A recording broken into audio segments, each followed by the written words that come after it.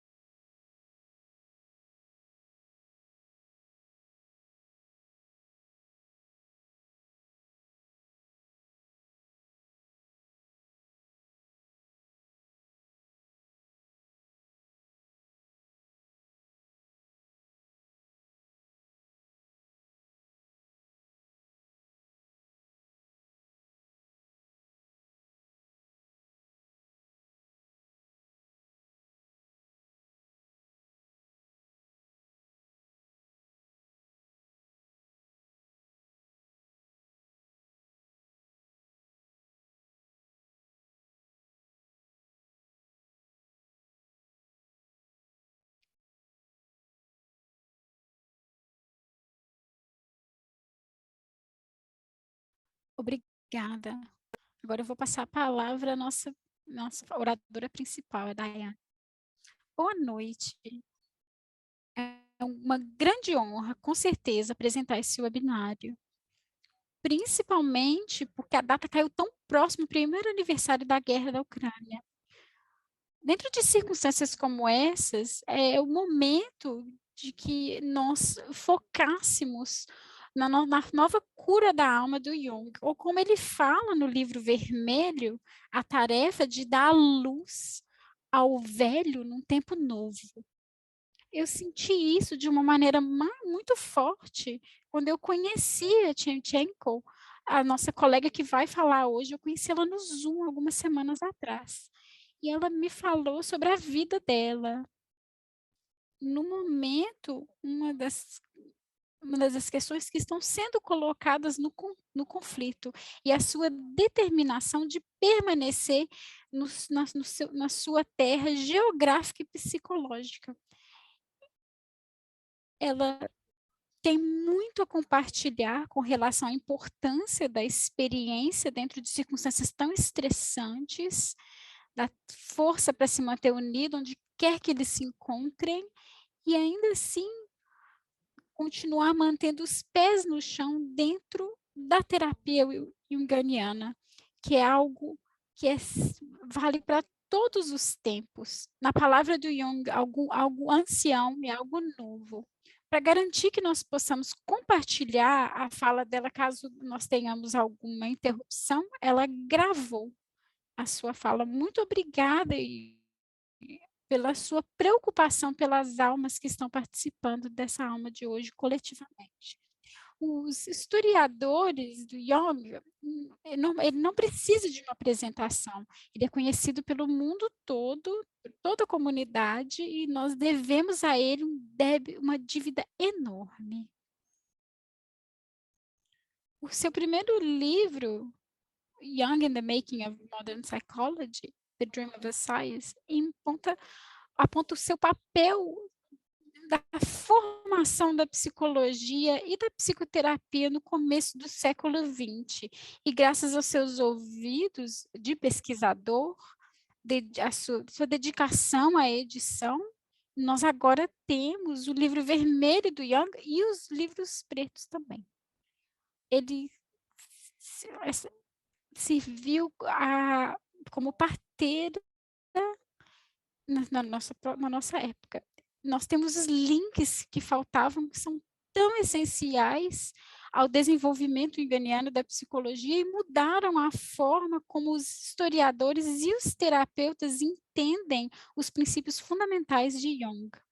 O livro vermelho nos ensina que esses princípios têm suas raízes na imagem, a redescoberta da alma, a reverência renovada aos mortos e o aceito dos seus lamentos e a restauração do passado através da lei do amor.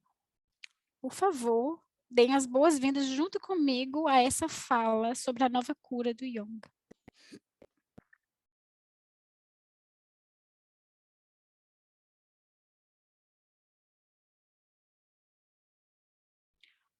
Obrigada.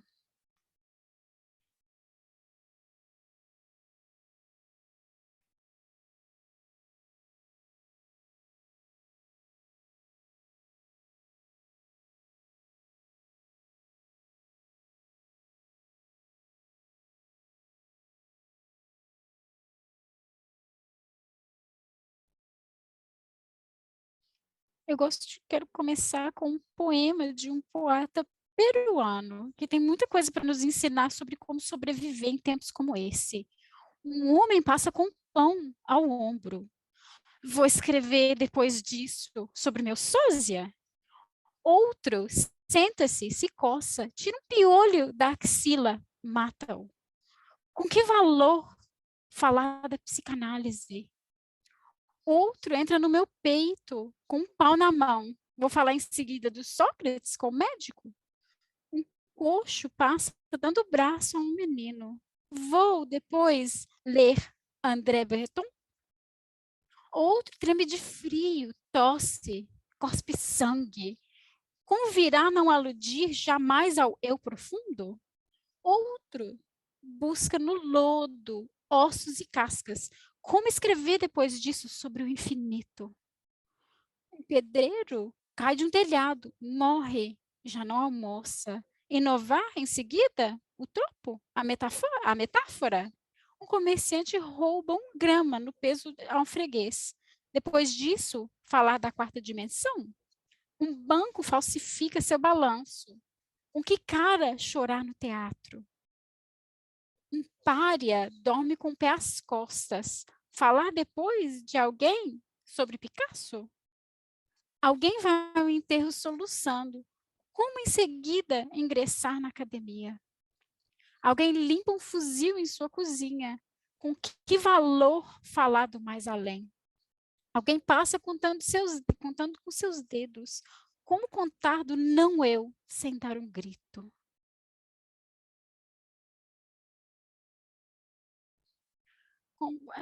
Quando nós pensamos na igreja ucraniana, tivemos um pequeno problema na conexão. Quando nós pensamos na guerra ucraniana, nós pensamos num problema, como nós somos tão pequenos no momento, para falar da pobreza, eu só posso oferecer a minha especialidade. A ideia que dessa apresentação veio, e eu sei que alguns psicoterapeutas ucranianos se encontram achando hoje, no momento, divergindo da psicoterapia. Então, nós tivemos a oportunidade de refletir sobre essa perspectiva histórica. Eu sempre tive interesse na pergunta sobre como as culturas das práticas psicoterapêuticas mudam, como isso não é estabelecido. Anos e anos criaram diferentes relatos de pacientes. Isso foi um trabalho longo, feito por vários colegas através da história, que informou muito diversos trabalhos e as práticas. Conforme nós vemos, em frações de regras analíticas, nós somos a regra, não as exceções. Um treinamento ortodoxo na análise pode ser lógico. Ele abre o espaço sobre como essas questões deixam de funcionar como recursos regulatórios e como escapar deles. No artigo A Nova Cura das Almas, eu tentei falar de alguns aspectos da prática do Jung. E eu comecei a seguir os trabalhos dele dos livros Negro e do Livro Vermelho.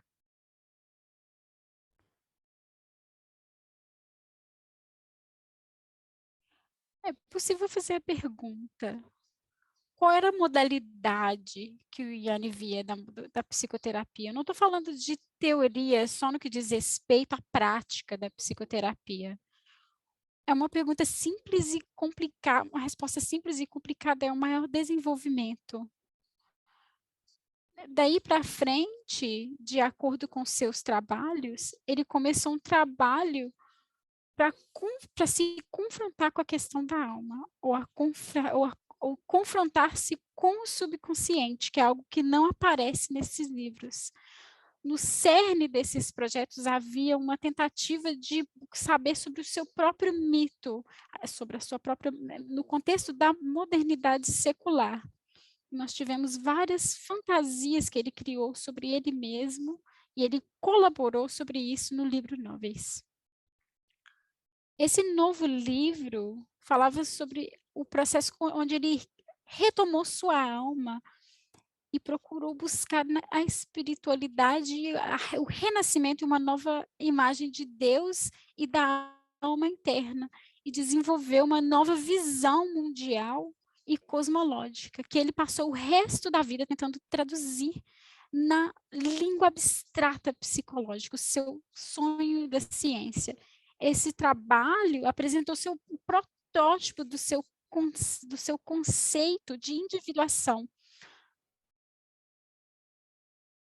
Ele tentou procurar individualizar suas funções no momento acordado e usou também a imaginação fértil, mas uma coisa que aconteceu nesse período crítico, que eu tentei desenvolver com uma forma de psicoterapia, da sua própria autoexperimentação, então ele pegou seus pacientes junto com ele, foi uma experiência de várias formas coletiva.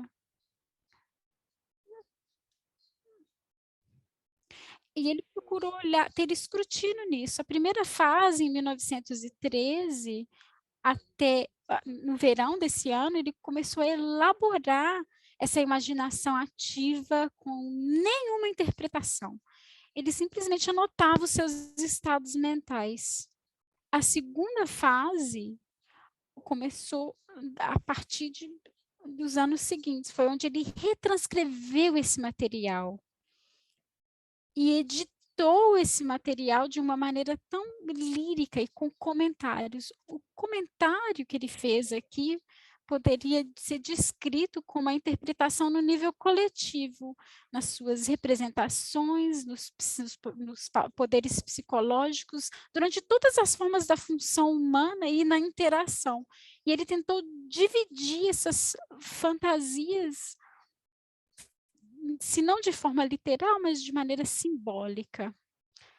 Essa reconfiguração ajudou na sua prática psicoterapêutica. A questão dele sair do conceito da patologia da neurose não deixou de existir, mas novas coisas foram usadas, o maior desenvolvimento. A psicopatologia também se reconfigurou e foi entendida de uma nova maneira, como potencial de ser os germes do desenvolvimento da personalidade.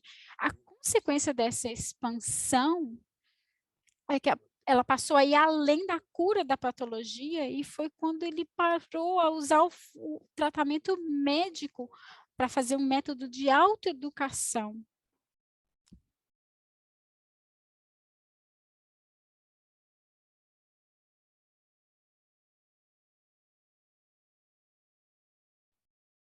Submundo. Em termos psicológicos, consistia em um acordo com a imaginação, na qual o terapeuta desempenhava o papel de um guia xanâmico para o paciente que estava sofrendo, como alguém que foi ao inferno e voltou. Criticamente, o Jung não interpretou a imaginação ativa de seus pacientes. Ele deu orientação sobre como conduzi-la e aconselhava se os pacientes tivessem dificuldades. A questão principal era promover a capacidade de autocura do indivíduo através de sua imaginação.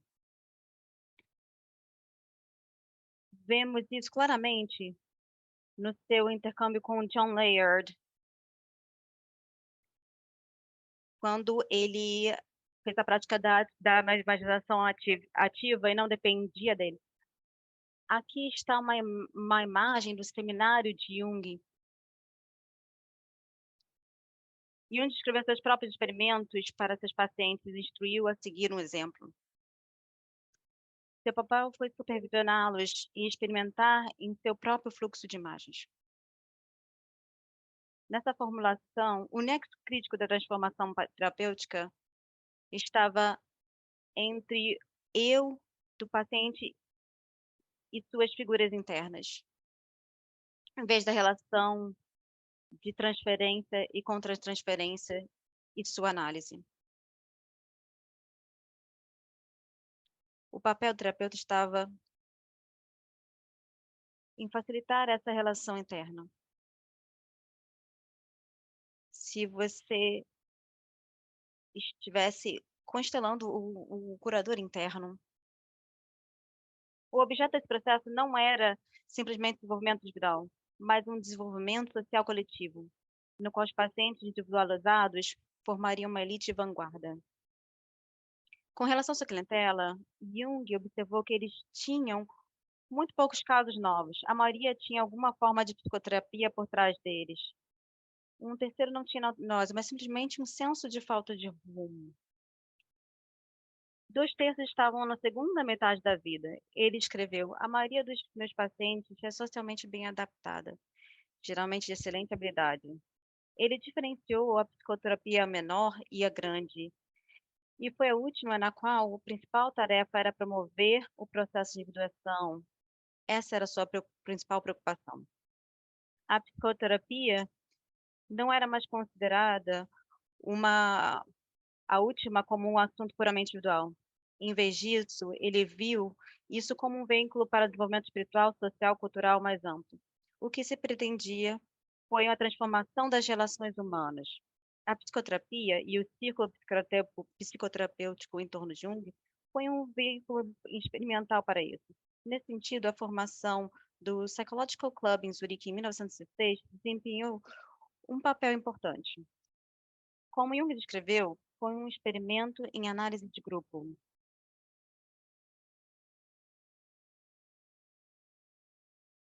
Seu objetivo era ver como os indivíduos analisados interagiam fora da análise uns com os outros. Os resultados foram encorajadores.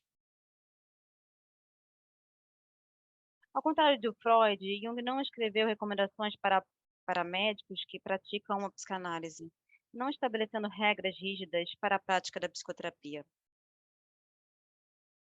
Essa não era uma falha que precisava ser corrigida, mas deliberada. Para Jung, a atitude analítica não foi literalizada em regras e preceitos freudianos. Pelas normas do mundo junguiano e contemporâneo, as práticas de Jung o levariam a um comitê de ética, isto é, se ele conseguisse passar pelo treinamento. Para dar alguns exemplos, Forma Comic, que estava em análise com Jung ao mesmo tempo que sua mãe e seu pai, lembrou que Jung esculpia em madeira em muitas das suas sessões em 1916 e 1917. Fanny Broadcast teve uma sessão de 3 horas em uma estação de trem em 1915, enquanto Jung estava no serviço militar. James Kirsch, algumas sessões ocorreram caminhando pelas colinas ao redor de Kushnow.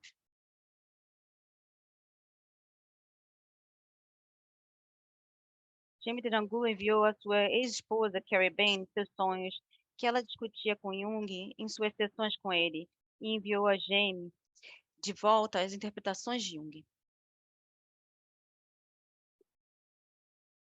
Houve muito contato social fora da análise. Por exemplo, durante a análise de William McDougall, Jung e o Bain foram velejar e jantaram com ele. Eles viram que ele estava muito preso na sua persona. Então eles o embebedaram, que foi um sucesso. Com muitos pacientes vindo do exterior para Zurique para trabalhar com ele e, portanto, socialmente isolados, Jung pediu à esposa que fizesse visitas sociais entre sessões. Foi assim que ela desenvolveu a sua própria prática. Visitas a partir das normas derivadas da psicanálise, tal prática seria vista como quebra de limites e quebra de sigilo. Em termos históricos, o que estava acontecendo era uma concepção de psicoterapia completamente diferente. Para Jung, o objetivo disso era levar a uma transformação da vida, por meio da psicoterapia. Uma nova honestidade e abertura psicológica deveria mudar as relações sociais como parte do desenvolvimento espiritual.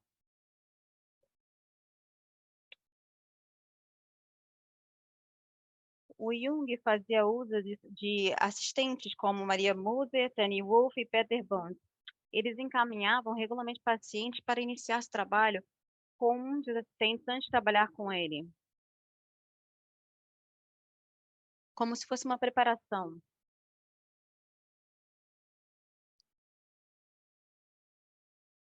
Nos anos 20, os indivíduos não chegam sem saber o que esperar. Eles eram selecionados e preparados.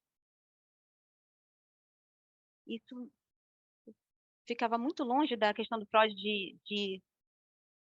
o papel do social do paciente analítico nesse contexto de um paciente de Jung teve que ser criado. Se eles tivessem grandes problemas pessoais para resolver, Jung geralmente deixaria isso para seu assistente. Isso indica o que se seguiu foi o resultado de procedimentos bastante incomuns. Em 1929, Jung descreveu explicitamente seu objetivo como sendo o de provocar um estado psíquico no qual o seu paciente começa a experimentar sua essência.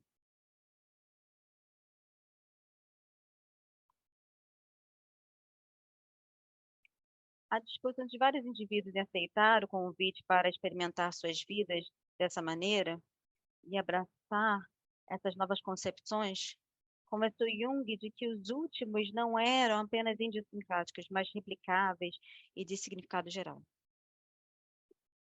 Ele estimava que suas fantasias e as de seus pacientes provinham da imaginação mitopoética. O que faltava na atual era racional. A reconexão com isso pode formar a base para a renovação cultural. Ele sustentava que isso só poderia acontecer por meio de uma auto-regeneração do indivíduo. Ao seu ver, a tarefa com que se deparavam os seus pacientes era de recuperar o sentido na vida, tornando mais premente com a secularização e racionalização da cultura contemporânea. Consequentemente, ele tentava que os indivíduos que conseguiam recuperar o sentido de suas vidas estavam curando não só a si mesmos, mas também a cultura. Assim, o objetivo da cura terapêutica não era ajudar o paciente a se adaptar às normas sociais, mas promover um processo de autorrealização que acabaria por contribuir para remodelar a sociedade. nós temos uma forma reversa. O paciente psicoterapeuta tornou-se o médico cultural.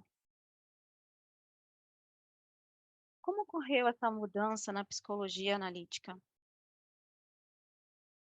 O Jung, ele era averso a esse estabelecimento de treinamentos analíticos. Crucialmente, se envolveu uma ruptura com as práticas fluídas mais rigorosas de Jung e seu círculo próximo para a adoção de modelo institucional desenvolvido no mundo freudiano, primeiro no Instituto de Berlim, na década de 1920. Vou considerar brevemente os desenvolvimentos em Londres. Em 1936, a Sociedade Médica de Psicólogos Analíticos foi formada em Londres. Os membros eram Culver Barker, Bain, Fordham, Lidstone, Kurtz, Wheelwright, Helen Shaw e Gerard Adler. Até então, a estrutura feudal prevalecia no mundo junguiano. Um praticante junguiano era alguém reconhecido e ungido por Jung.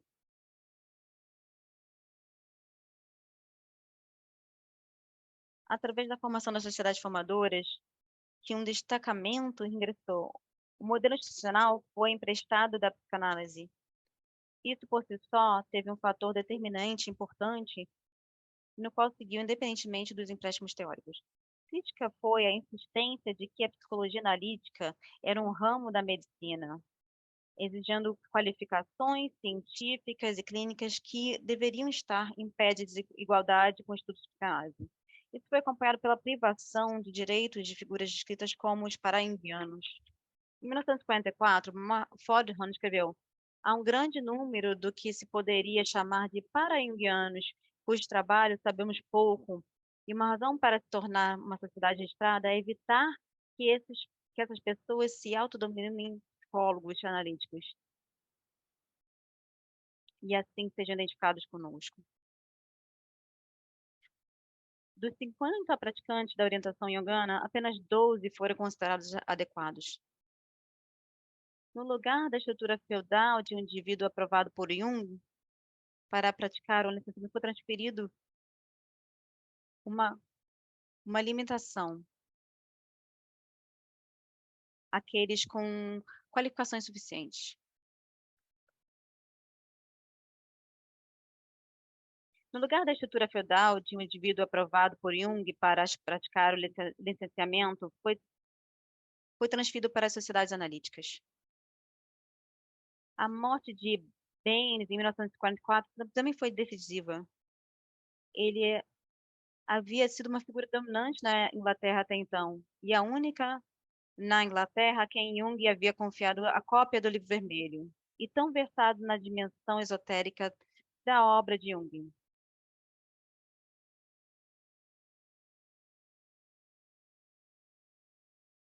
Outro desenvolvimento importante foi o Bennett como psicoterapeuta consultor do Medley Hospital e como palestrante do Institute of Psychiatry, onde foi sucedido por Robson. Bennett ensinou o trabalho de Jung em palestras para pós-graduados, o que levou a um fluxo de psiquiatras psiquiátricos, candidatos treinados e psicanaliticamente informados.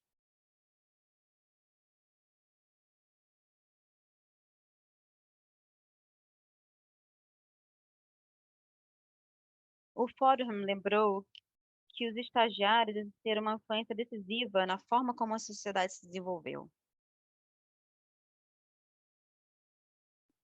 Primeiro,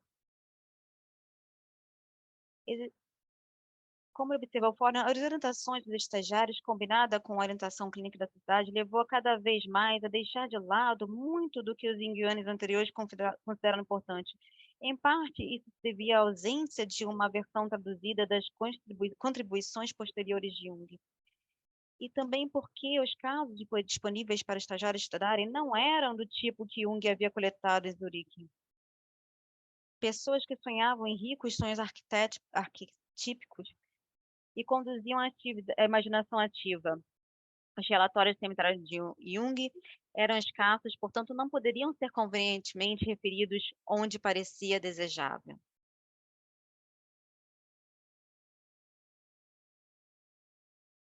Com franqueza, se observava que os estagiários não tinham muito acesso à publicação dos seminários de Jung, muito menos tinham ideias sobre as dimensões esotéricas contidas nesses livros preto e vermelho.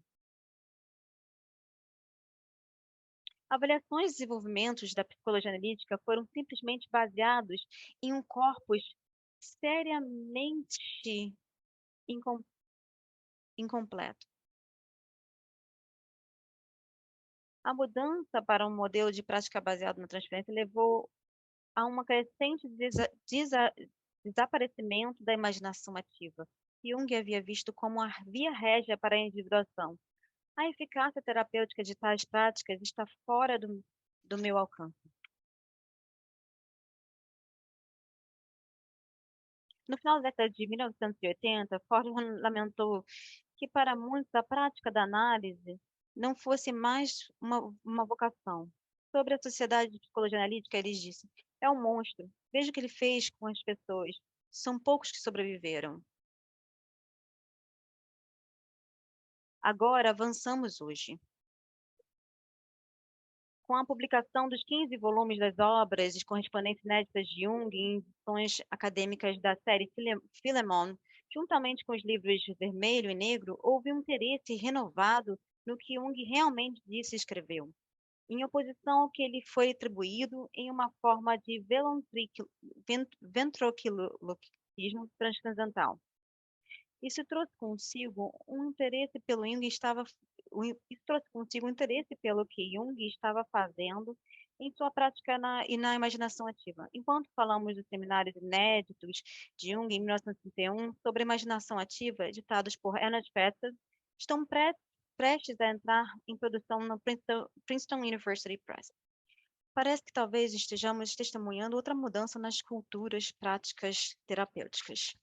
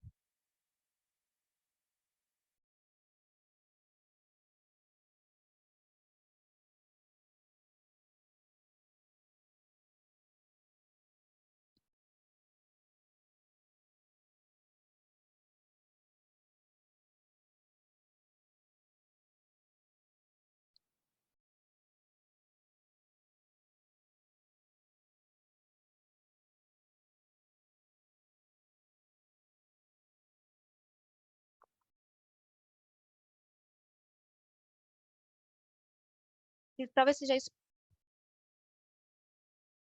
por isso que nós estamos aqui. E talvez seja uma obrigação moral tentar entender a guerra. Então, é possível dizer que na possibilidade de ler e pensar, eu me tornei mais realista com relação à possibilidade de prevenir a guerra.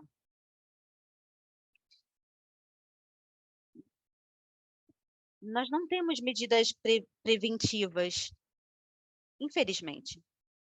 A guerra, embora seja uma criação absoluta das mãos humanas, pode ser atribuída aos fenômenos naturais como furacão, terremoto ou inundação. Precisamos admitir para nós mesmos que nós não somos capazes de controlá-lo. Eu gostaria de dizer, por enquanto, só temos uma maneira de parar a guerra: é resistir ao mal. Com relação à demanda das ações imorais, que acreditam que a extensão dessas ações, que até mais capitulação se torna possível e as vítimas sejam inevitáveis. E a escala das vítimas excedem muito as coisas. Infelizmente, isso poderia ter sido limitado no início. Imagine que dentre os anos que nós temos da história escrita, nós tivemos 14.600 guerras na história da humanidade. E ainda que nós pensamos que isso é algo normal, que é algo que choca a nossa moralidade, fira o nosso idealismo, é um fato. A guerra se tornou mais e mais normalizada a cada dia. E com base nessa declaração de que a base para falar que isso é normal são 2 fatores: é a sua ubiquidade e a sua persistência histórica. Para entender a guerra, nós precisamos lidar com seus mitos, para reconhecer que a guerra é um evento mítico, que aqueles que estão no meio disso estão num estado mítico de ser, e eles o seu retorno parece racionalmente inexplicável, e que o amor pela guerra fala sobre o amor dos deuses, os deuses da guerra, e não há nenhum outro relato político, histórico, sociológico, psicoanalítico que possa penetrar. E é por isso que a guerra se torna inimaginável e sem entendimento profundo da crueldade humana e algo difícil para a sublimidade humana. Não é o inimigo que é importante para a guerra e que impõe a guerra a nós, mas a imaginação. A imaginação é a força motriz, especialmente quando a imaginação foi pré-condicionada pela mídia, pela educação, pela religião, alimentada com a agressividade, porque o estado de necessidade do inimigo tem muitas formas. O inimigo pode ser mulheres sem nome que podem ser estupradas, ricos que podem ser roubados, ou até mesmo um predador monstruoso, um império horrível que deve ser eliminado. A fantasia cria a racionalidade da guerra. Essa descrição é perfeita para o que está acontecendo na Ucrânia agora. É, é algo que está nas fantasias da Rússia e na informação que eles têm e o seu desejo de destruir. Eu li o artigo do Ransmans, que fala sobre a psicoanálise e as raízes da guerra, e ele também identifica 3 estágios na visão do Jung da guerra. O Jung teve a sua própria experiência de ter passado por 2 guerras e tinha muita preocupação com isso, com a habilidade da humanidade de encontrar soluções para evitar repetir o mesmo problema. Ele explorou as raízes da guerra quando ele, no seu artigo, o papel do subconsciente e também no arquétipo da sombra. Mas nós temos que passar por essas manifestações, que são as características que as pessoas que o Jung usou para descrever a parte subconsciente da nossa psique, que é animalística, primitiva.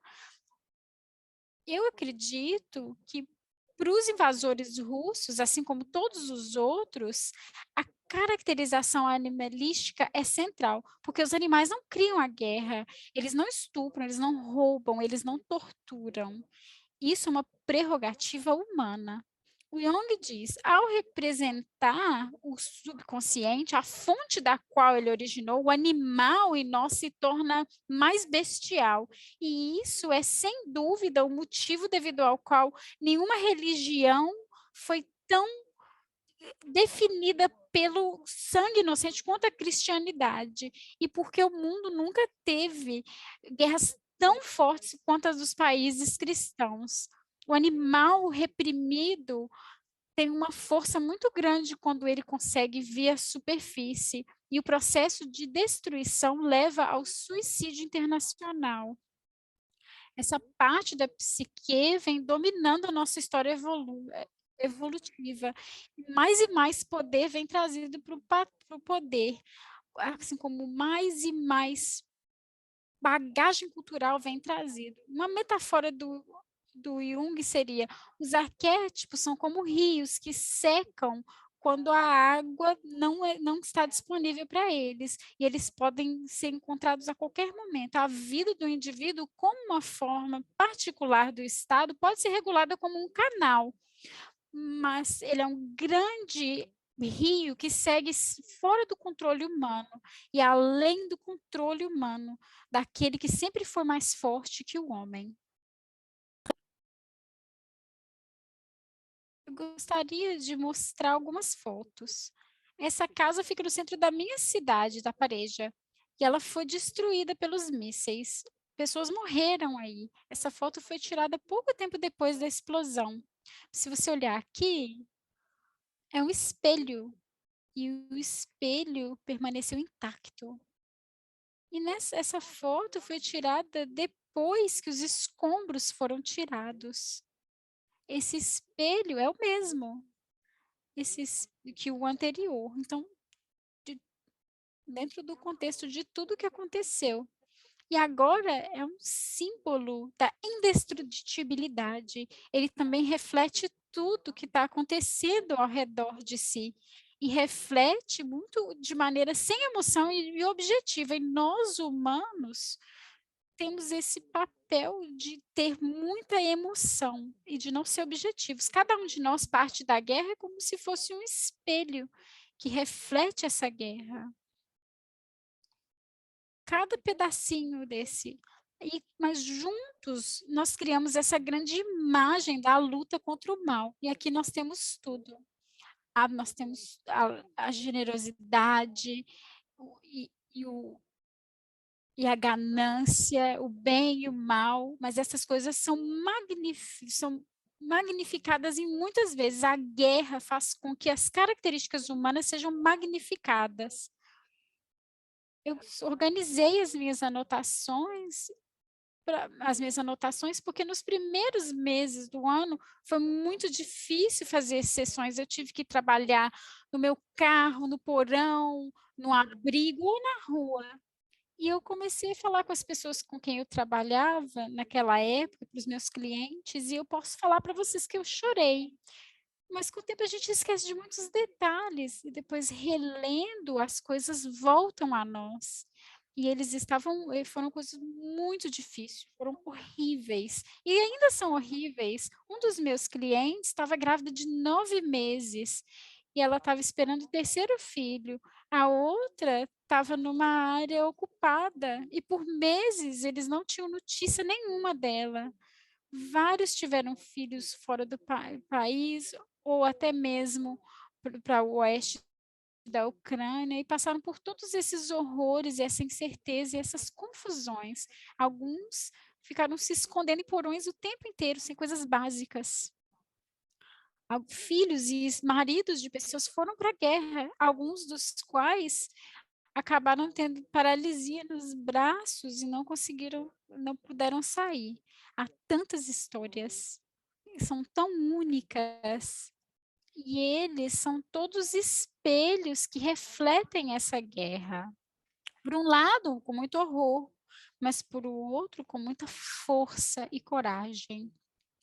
E invencibilidade. No meu grupo de apoio, há uma moça que trabalha com animais da guerra, e o trabalho dela é um modelo de dedicação e coragem dos voluntários ucranianos e estrangeiros, as pessoas que têm um amor pelos animais e as coisas vivas, movem eles a fazer boas coisas. Nós pedimos a eles que gravassem essas histórias para um livro futuro. E essa moça também é outro espelho para refletir a guerra. Foi assim com a minha escolha. É uma tentativa de refletir a minha parte da minha visão dessa guerra. E o que eu posso compartilhar com vocês é a cura da alma durante a guerra, que é algo que está muito na minha prática e na minha experiência. De certa forma, a minha visão é pessoal e subjetiva, mas também ela vai de encontro ao que muitos de meus colegas estão passando. Quando eu dei aula na universidade, eu sempre pensei que eu não ensinaria esse tópico em tão pouco tempo. Então, meu objetivo principal é criar o interesse interesse e o desejo para pensar sobre isso. E agora a situação é semelhante. Eu não consigo falar do tópico todo, ele é infinito. Isso é só uma pequena parte. E, e o principal é que juntos nós podemos pensar e considerar a guerra.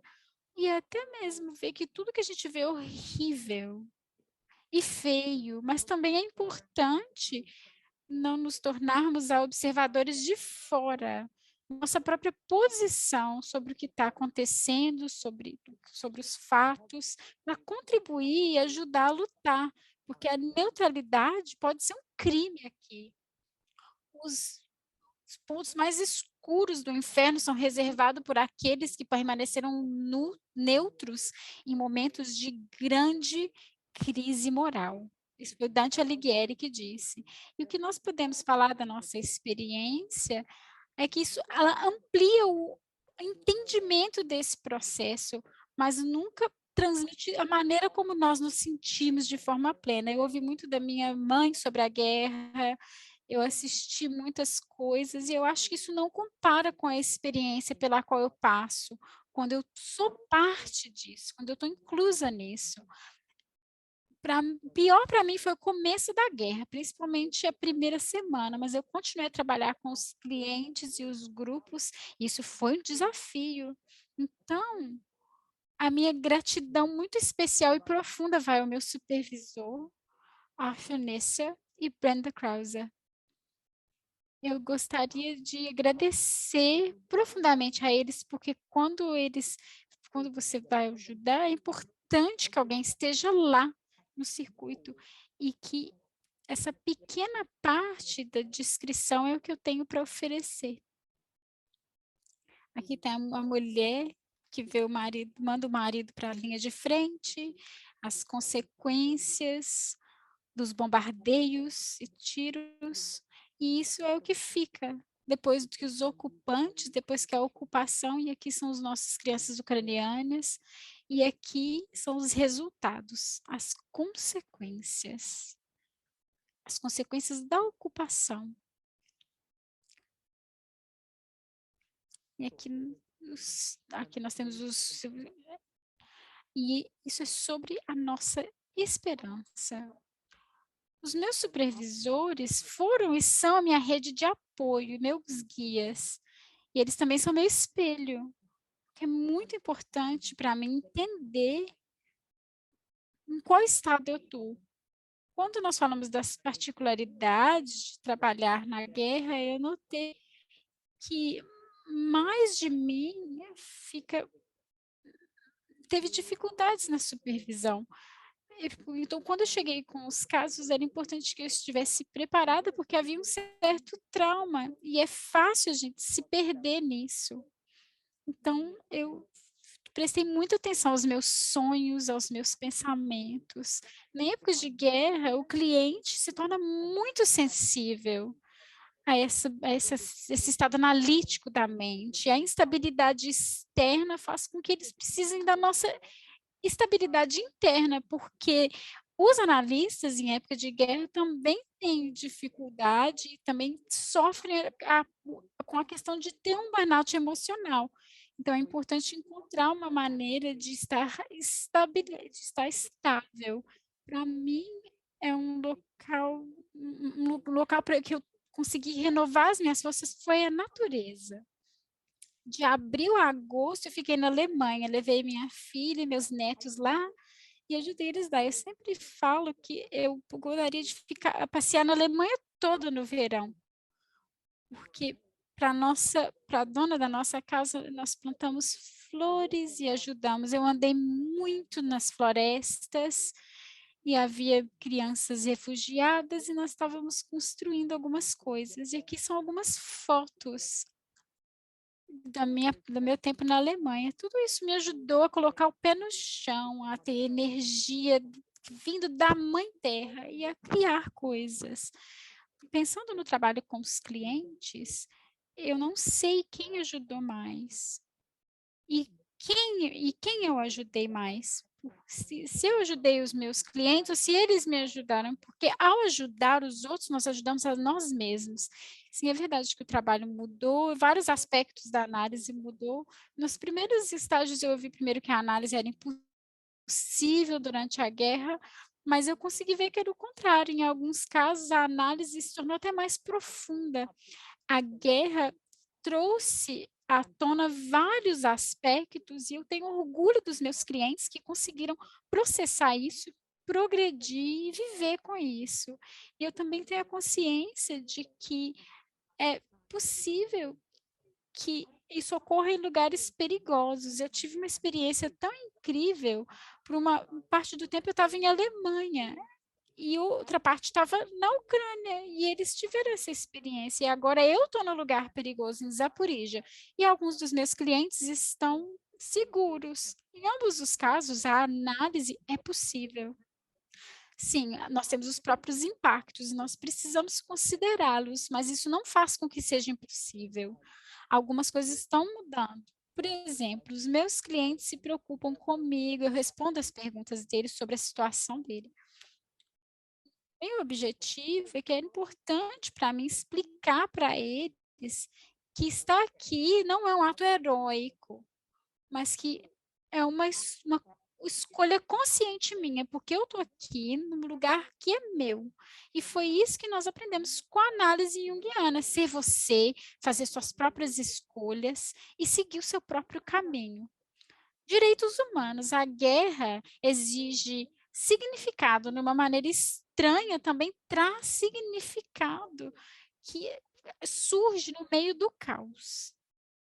A particularidade de trabalhar durante a guerra é que muitas perguntas surgem. O quê? Por quê? E nós precisamos procurar o significado no caos da guerra, para encontrar, perder e procurar de novo. E aqui nós criamos tanto significados coletivos para a nação toda e significados pessoais, que as pessoas encontram para elas mesmas. E é muito difícil fazer esse caminho, encontrar o significado na morte, na destruição e no sofrimento. O Jung, na sua própria experiência, viu isso na sua experiência e no dos seus clientes, que as pessoas tinham essas dificuldades.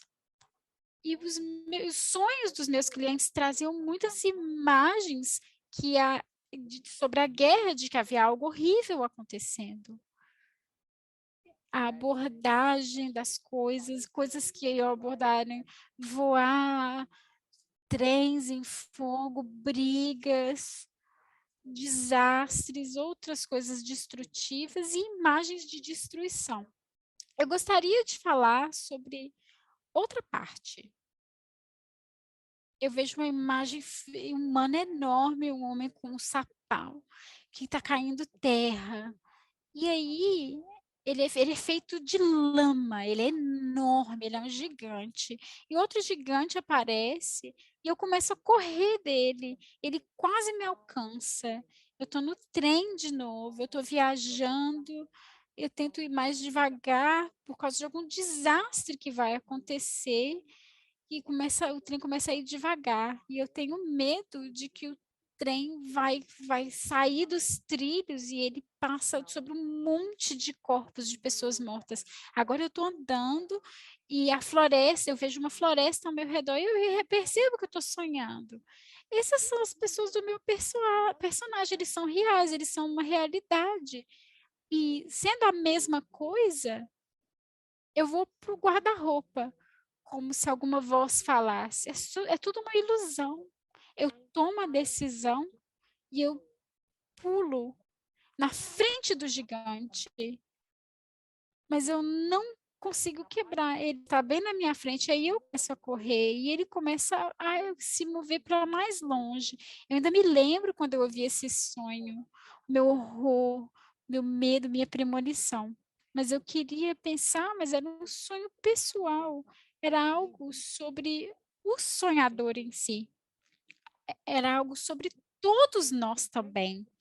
E eu ainda tenho muita esperança nessa imagem no final do sonho, para quando nós tivermos a coragem de abordar algo difícil, olhar para isso. a gente para de ter tanto medo das coisas grandes e finalmente nós chegamos a melhorar. E eu quero falar sobre o meu sonho. É um Minha s cidade, em Zaporizhzhia, está localizada em ambas as margens do rio Dnipro. Em 9 de fevereiro desse ano, sonhei que via ao lado esquerdo da cidade sendo bombardeado na margem direita de Dnipro. Explosões de um lado a outro na cidade, muitas chamas e fumaça. Em 10 de fevereiro, minha cidade foi submetida ao maior ataque de mísseis russos desde o início da guerra, cerca de 20 mísseis. E essa é uma outra diferença que aparece na obra em tempos de guerra, porque nos sonhos, sentimentos e estado de nossos clientes e de nós mesmos, muitas vezes não é o pessoal que aparece, mas o coletivo. As pessoas são fascinadas por processos coletivos e é muito importante separá-los. Eu gostaria de convidá-los a fazer um pouco de imaginação ativa. Você pode fechar os olhos e deixá-los abertos, como preferir. Agora pense em uma tragédia pessoal, um trauma ou uma situação desagradável, atual ou antiga, que fez lembrar de si mesmo. Algo que foi muito doloroso para você. Você pode manter os seus olhos fechados, como você preferir. E qual é a cor disso?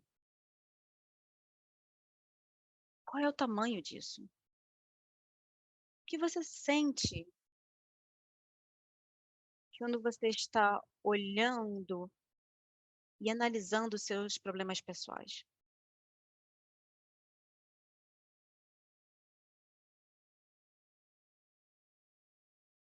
E agora, imagine a tragédia ou trauma que o seu povo passou,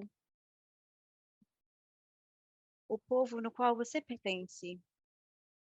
Pode não depender da sua nacionalidade ou local de residência. Olhe para ele. Qual é a cor? Qual é o tamanho? Quais são os seus sentimentos que estão emergindo enquanto você está olhando?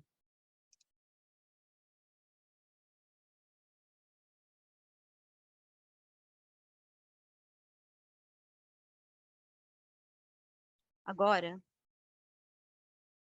olhe novamente para o seu trauma pessoal.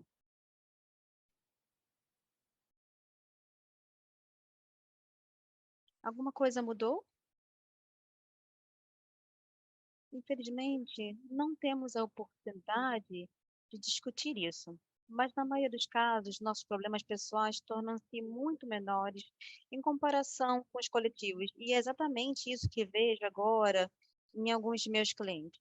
Porque foi a guerra, foi esse trauma coletivo que lhes deu a oportunidade de ver seus traumas de uma perspectiva diferente. Essa experiência os libertou, deu-lhes liberdade e coragem para realizar seus planos e serem eles mesmos.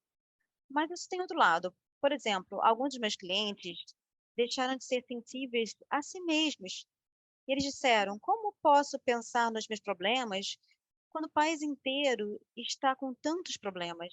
E eu tive que trazê-los de volta para si mesmos, falar sobre a importância de serem sensíveis ao que está acontecendo com eles, para não reduzir a complexidade de sua situação pessoal e se cuidarem. Porque muitas vezes isso leva a fadiga, irritação, depressão e outros sintomas. Porque cada pessoa tem suas próprias reservas e limitações, e é muito importante levar isso em consideração. Em uma situação de guerra, estresse, você tem que fazer muitas escolhas, tomar decisões inesperadas e instantâneas. Em tal situação, não há decisões corretas, todas estão erradas de alguma forma. Por exemplo, quando as mulheres viajam para o exterior com seus filhos, muitas vezes deixam seus pais, maridos e parentes para trás na Ucrânia e sentiam que os havia traído.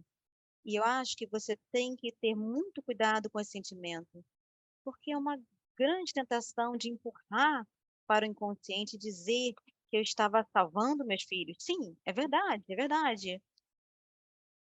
Mas há uma outra verdade. Eles deixaram outras pessoas próximas para trás. E como era importante manter essas duas partes na zona da consciência, estar em contato com o sentimento de culpa, o sentimento de traição e outros sentimentos difíceis, porque não estar ciente disso, expulsá-los, levou à depressão, ansiedade e à autopunição.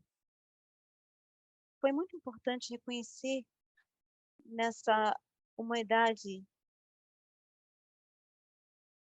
limitações, imperfeições e a capacidade de nos perdoarmos conscientemente por isso. Passei por uma experiência semelhante, porque levei minha filha e 2 netos para a Alemanha, enquanto a minha irmã, mãe e outras pessoas próximas ficaram na Ucrânia. O meu sobrinho e o pai dos meus netos estavam no fronte. Foi muito difícil, mas a capacidade de manter esses 2 estados opostos, este conflito e paradoxo, por um lado, fiz bem em salvar os meus netos e, por outro lado, não fiz bem em deixar o resto da família na Ucrânia. Isso levou a uma decisão inesperada de criar uma. Eu fui inspirada a criar essa série de webinars sobre a visão junguiana de trabalhar com trauma e iniciei um grupo de apoio. E mais importante, liberamos muita energia para realizar isso. A guerra despertou muitos traumas transgeracionais. As pessoas que estiveram na Alemanha me disseram que tinham muitas imagens da história de suas famílias relacionadas à Segunda Guerra Mundial. Eles não aprenderam alemão, tiveram dificuldades de adaptação, mas depois que esses processos foram realizados, a situação mudou. Já contei que quando eu estava na Alemanha, trabalhei muito na roça e isso me ajudou muito. E depois me contaram a história de que durante a Segunda Guerra Mundial, muito solo preto foi trazido para cá, para essa região, por vagões da Ucrânia. E eu percebi que estando em uma terra estrangeira, consegui tocar a minha terra natal. É assim que funciona.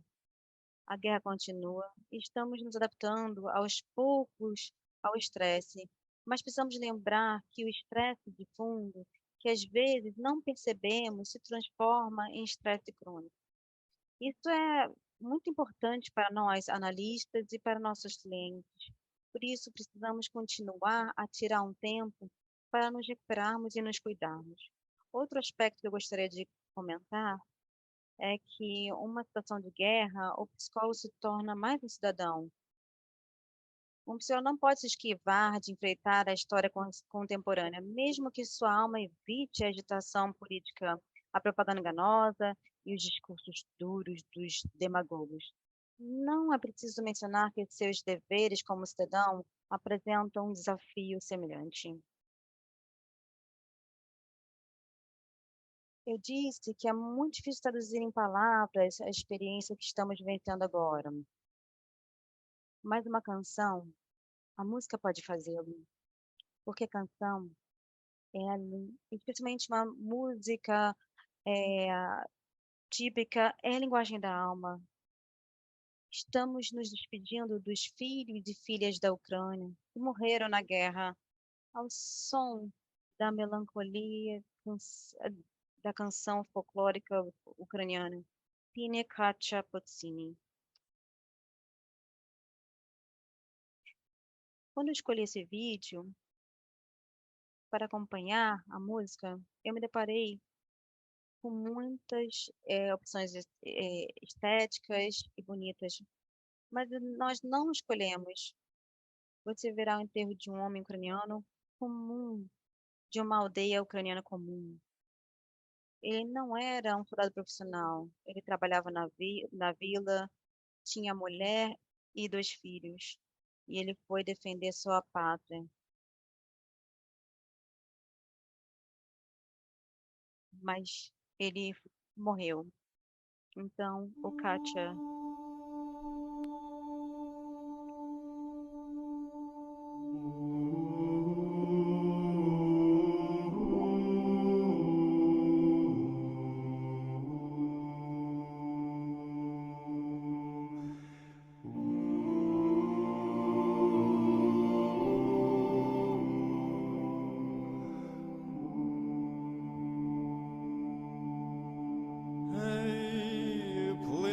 кача по тисині, плине кача по тисині.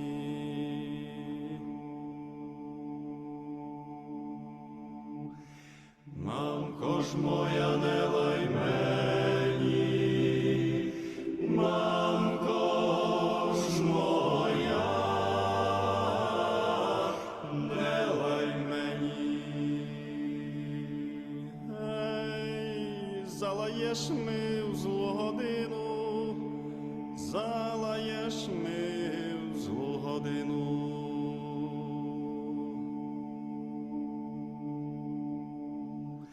Сам не знаю, де погину, сам не знаю, де погину. Ей, погину я в чужім краю, погину я в чужім краю. Хто ж ми буде брати яму? Хто ж ми буде брати яму?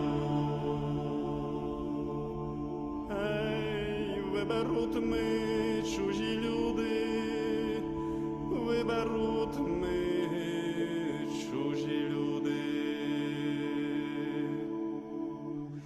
Ці не жаль ти, мамко, буде, ці не жаль ти,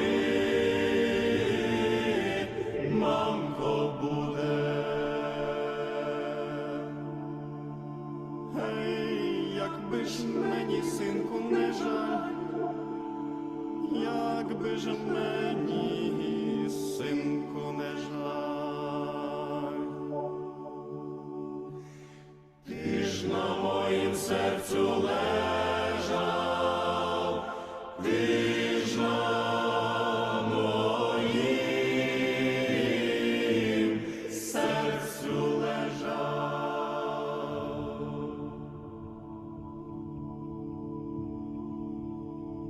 Ей, плине кача по тисині, плине кача по тисині.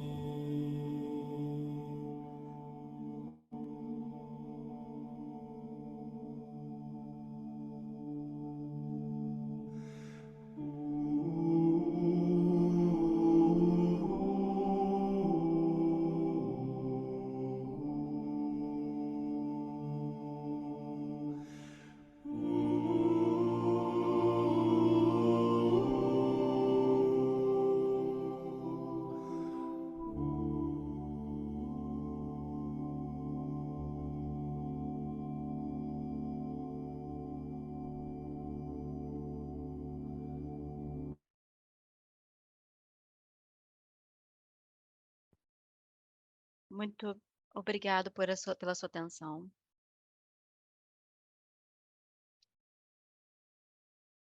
Muito obrigada, Svetlana e Sono. Nós vamos agora para as perguntas e respostas. E nós vamos começar com a Lena.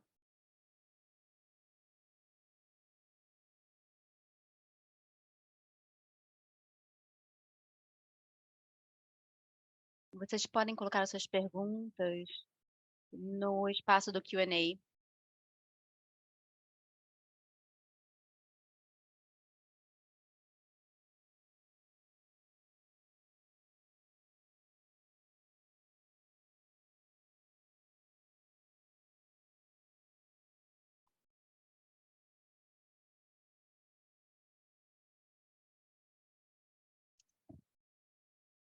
E aí também diz que eu experienciei a guerra quando eu estava em Luhansk em 2014, em Kiev em 2022. Eu estou na Europa agora.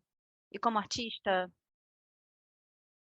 eu devo falar sobre a guerra, mas é difícil para mim continuar voltando e revisitando essa experiência. Acho que a minha experiência não foi tão trágica como a de outras pessoas. mas foi bem desagradável. E eu, às vezes, recuso alguns eventos e eu me sinto traindo. Então, como pegar energia para falar sobre isso?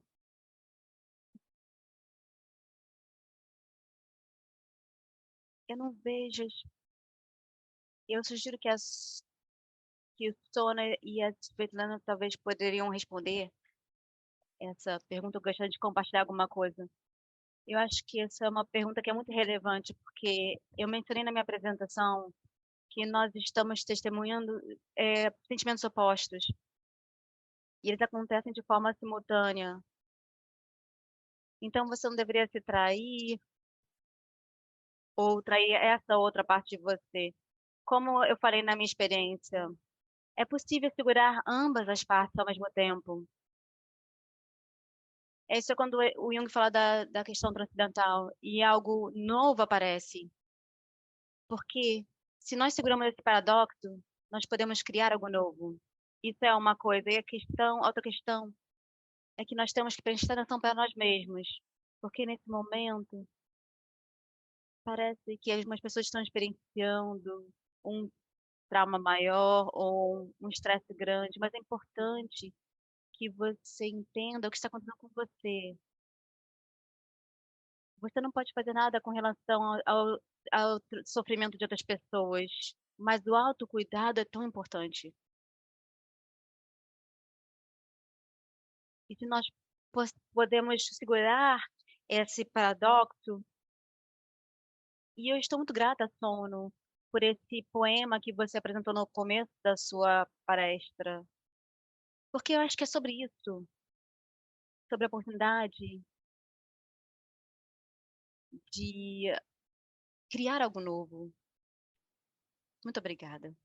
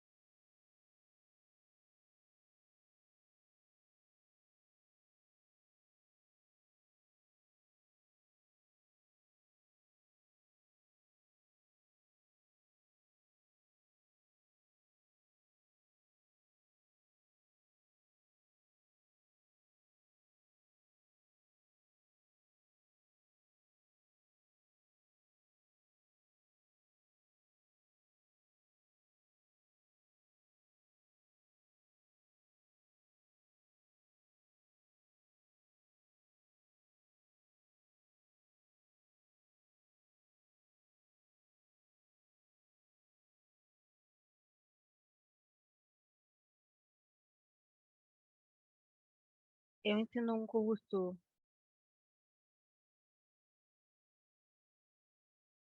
com relação a humanidades.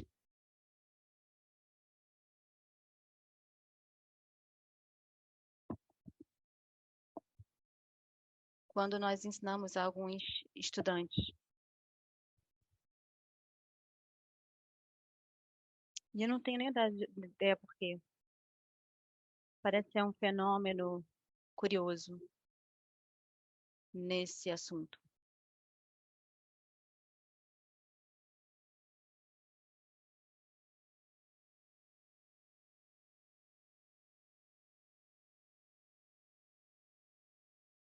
Num nível histórico,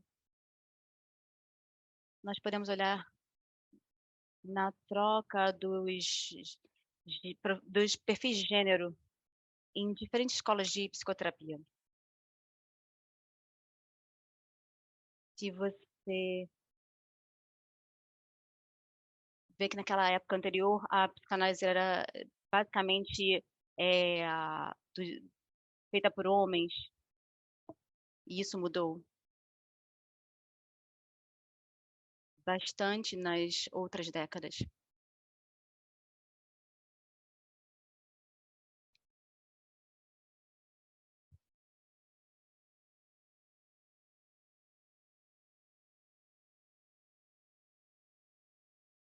Obrigada, Sona.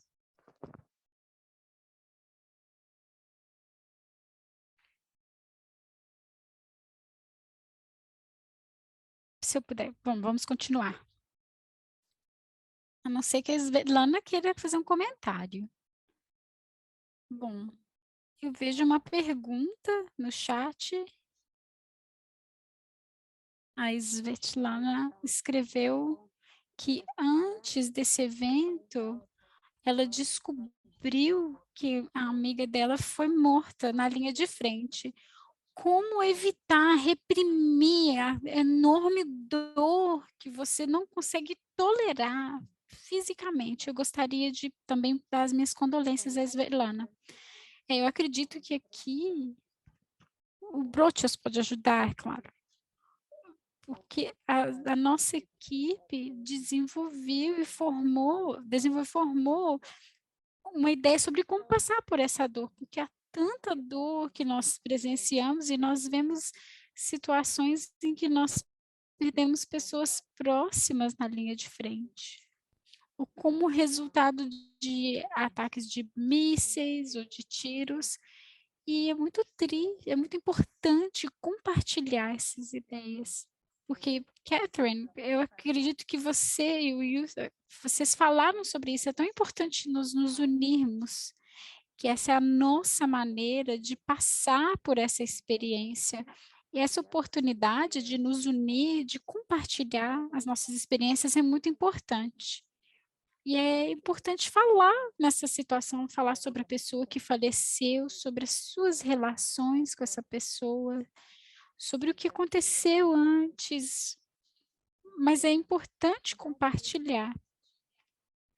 E eu creio que agora no país todo nós sentimos, nós estamos juntos. Eu sinto que cada soldado na linha de frente é um amigo meu, um parente meu, alguém que é muito próximo a mim. No Facebook, eu sempre vejo fotos e tento ver os rostos de cada um deles, para ver os rostos deles, para pensar sobre eles e sobre as suas vidas, porque nós estamos perdendo tanto. E essa é a dor coletiva. E a gente passa por isso quando nós estamos juntos.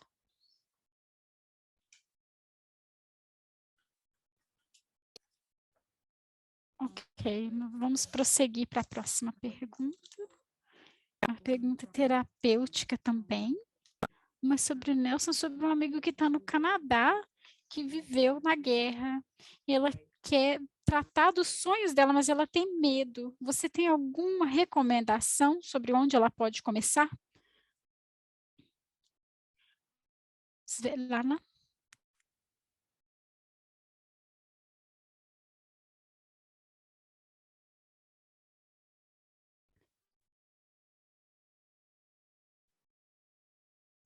Eu acho que não existe uma receita de bolo para fazer isso, mas é claro que nós trabalhamos muito com isso na nossa clínica, porque os nossos clientes têm muitos sonhos com relação à guerra, às hostilidades e alguns sonhos simbólicos relacionados a isso. Eu acredito que a primeira coisa a fazer é a oportunidade ou a capacidade de pensar sobre isso. E não é uma questão de fazer uma interpretação profunda, de explorar isso, mas é verbalizar, falar a respeito, encarar, ter essa coragem. Eu mencionei na minha contribuição que nos sonhos dos meus clientes, nós temos esse episódio curte, onde ele tem a coragem e pula do guarda-roupa em frente ao monstro. E o monstro ficou menor. Eu acredito que esse é o cerne das coisas, porque o Jung disse que às vezes você só precisa tomar nota dos seus sonhos, fazer desenhos, discuti-los, e essa já é uma maneira de trabalhar com os seus sonhos. Eu começaria por aí. E, e dependendo de qual for a resposta do seu irmão, do seu amigo, se, por exemplo, essa pessoa tiver energia para prosseguir mais, é claro que dá para fazer uma análise mais profunda. Mas às vezes tem uma exploração mais profunda, uma discussão que pode se dar na forma de discutir simplesmente, isso pode ser terapêutico.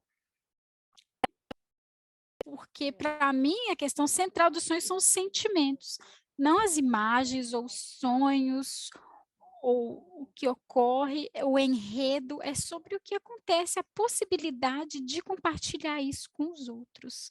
Muito obrigada. Obrigada, Svetlana. Gostaria de acrescentar alguma coisa, Sônia? Não. Então, voltando agora para a questão do masculino e feminino, nós temos um comentário que talvez a falta de equilíbrio vem das pessoas que se sentem femininos, as pessoas que são femininos têm mais questões com sentimento e as pessoas que têm o tipo mais pensativo masculino. É possível colocar as perguntas no setor de perguntas, porque tem muitas perguntas, então se vocês quiserem perguntar alguma coisa, ao invés de levantar a mão, manda uma mensagem no chat ou onde está escrito QIA. Nós temos mais uma pergunta. É da Patricia Prosna. Como é que você, uma pessoa que é afetada diretamente pela guerra, para Svetlana essa pergunta, você pensa em alguém que está seguro e que não está correndo risco e quer ainda assim conversar, criar arte, poemas e tudo mais sobre isso. Você acha que isso é ok para uma pessoa que não está diretamente relacionada, mas que tem empatia com quem está passando por isso? Como alguém de fora pode expressar esse sentimento sem ser pretensioso?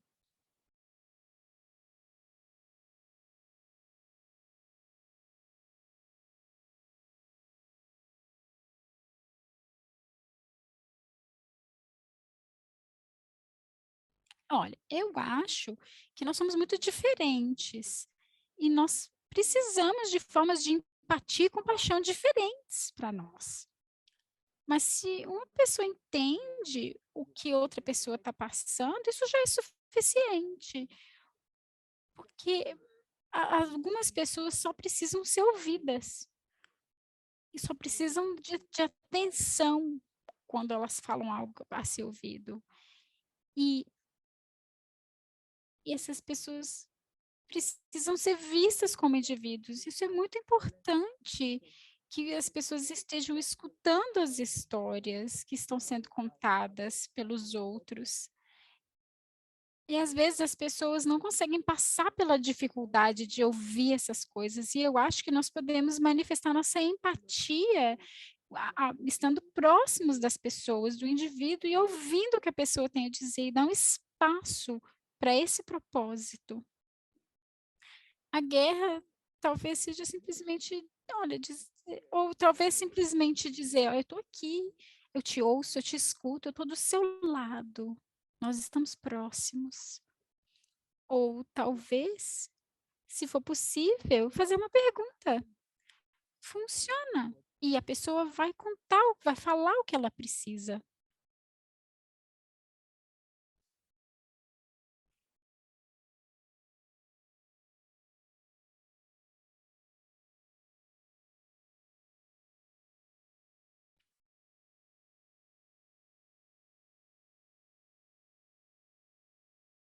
Algumas perguntas de ucranianos. Eu quero agradecer.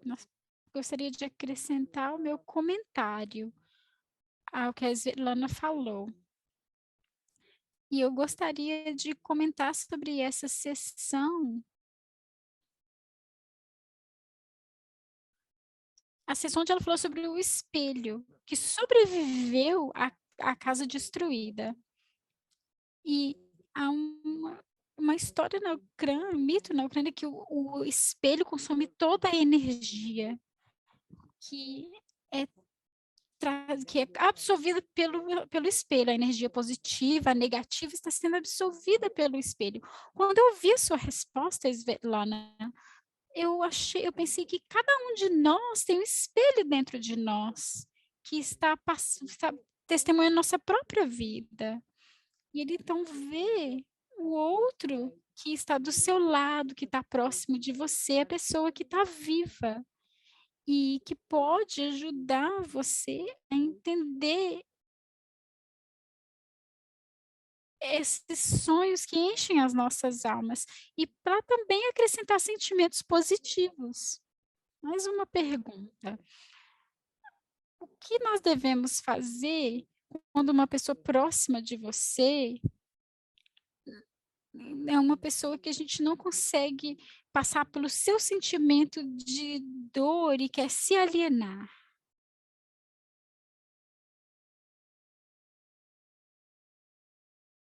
Só uma pergunta. Para responder essa pergunta, nós temos que saber sobre a situação na qual você está. Mas eu acho que o seu terapeuta e as pessoas que estão próximas de vocês não são as únicas pessoas nesse planeta, existem muitas outras pessoas em torno de você, e você precisa procurá-las. Você não deve ter medo, e você não deve pensar na sua experiência negativa apenas, mas continuar prosseguindo. E eu acho que você sempre vai conseguir encontrar pessoas que vão conseguir partilhar da sua dor e você vai conseguir passar por isso. Infelizmente, essa situação é muito comum no nosso país.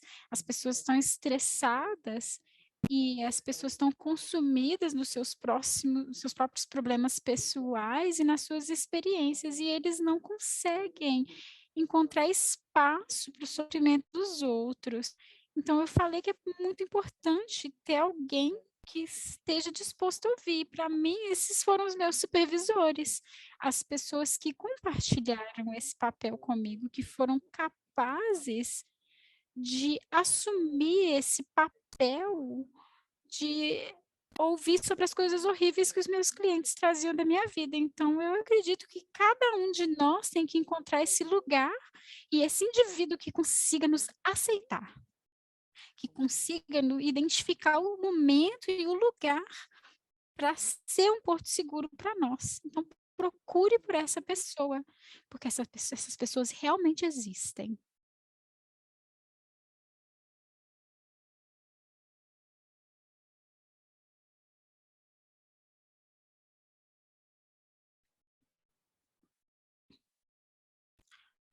Sônia, mais alguma coisa a acrescentar?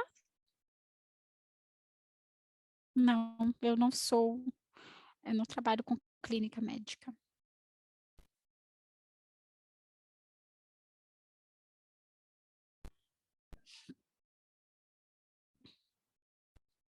Então, eu vou pegar perguntas dos ucranianos.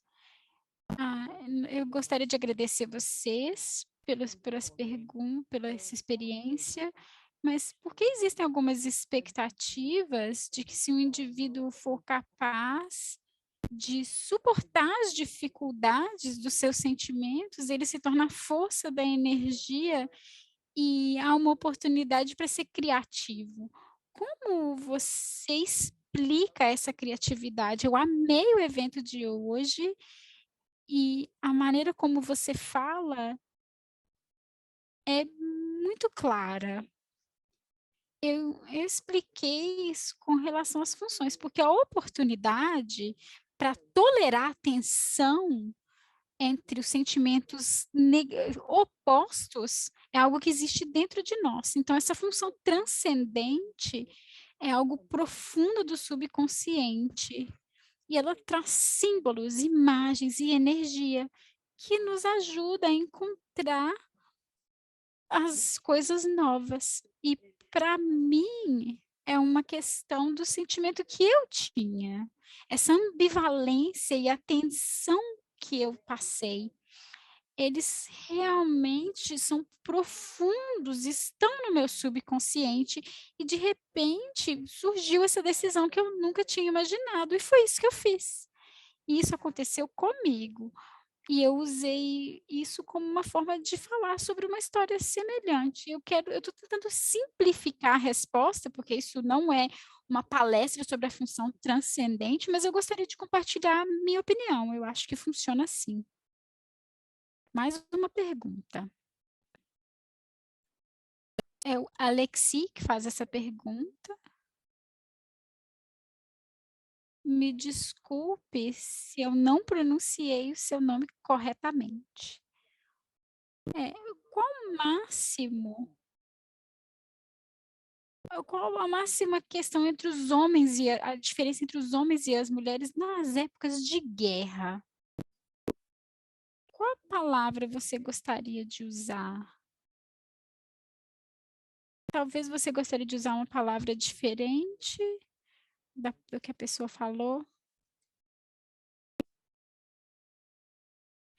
Para ser sincero, eu não entendi a essência dessa pergunta. É uma pergunta sobre os valores ou o que vai ser a unidade máxima entre o homem e a mulher durante a guerra? Não entendi, Alexi. Talvez você poderia especificar a sua pergunta e talvez expandir mais no assunto de forma que nós possamos entender a essência do que você quer perguntar?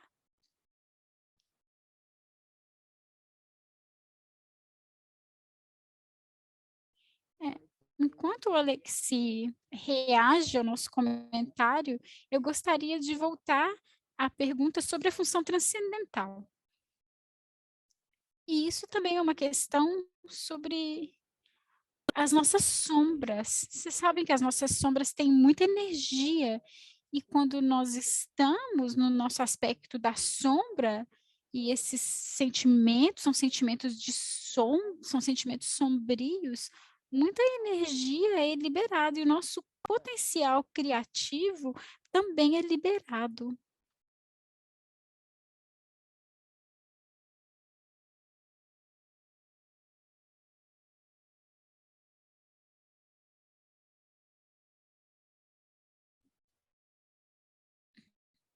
Senhora Marjorie Yang, a Marjorie vai fazer Marjorie está levantando a mão mais uma vez, Marjorie Ranian. Talvez nós possamos ouvir a pergunta. Eu pedi ela que digitasse a pergunta. Eu pedi para ela digitar, porque nós estamos deixando os microfones desligados. Mais alguém tem uma pergunta enquanto nós temos acesso a Marjorie?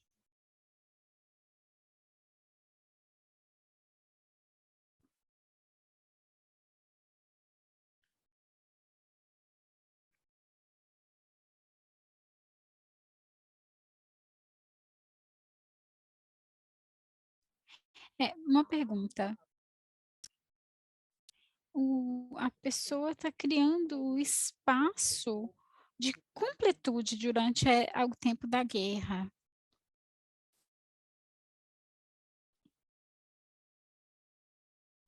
Sim, eu fico pensando como esse espaço pode ser criado.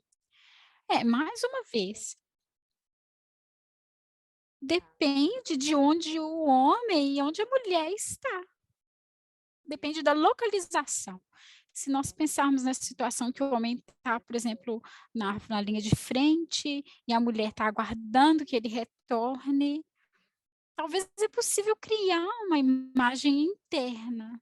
Talvez é possível ter uma imagem interna da pessoa, que na verdade são complementares, porque as situações são bem diferentes. Eu reflito muito a respeito disso.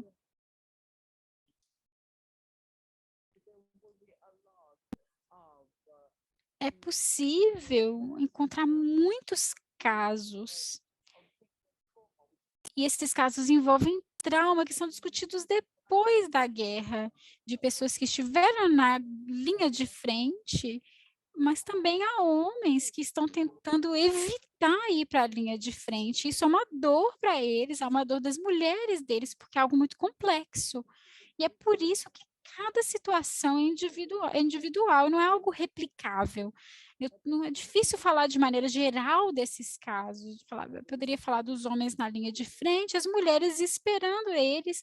Eu imagino que nós temos uma imagem interna que eu mantenho comigo. Com isso, nós sentimos a conexão entre esse homem e essa mulher, e isso nos dá uma oportunidade de sobreviver a esse momento. E nós podemos sentir a presença do outro, é uma presença simbólica, ainda que simbólica, é uma presença. Obrigada pela resposta à minha última pergunta.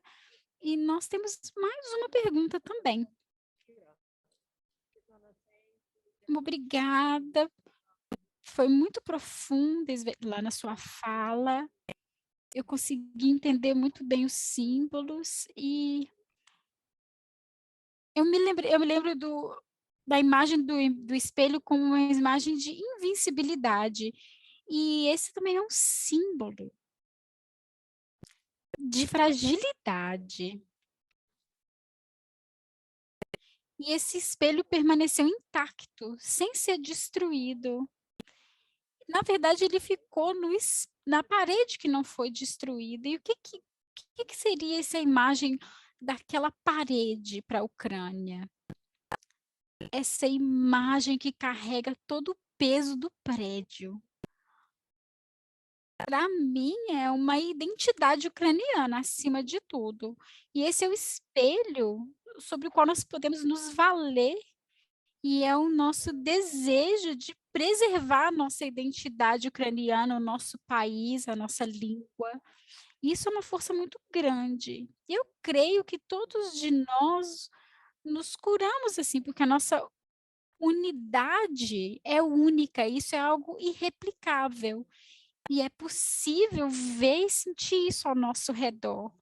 É possível ver o quanto as pessoas podem apoiar umas às outras. E para mim, essa parede representa isso. E o espelho, ele é um símbolo muito importante, porque ele mostra a transição de um mundo para o outro. E, na verdade, o espelho tem muitos aspectos mágicos, e eu acho que esse é um símbolo extremamente interessante.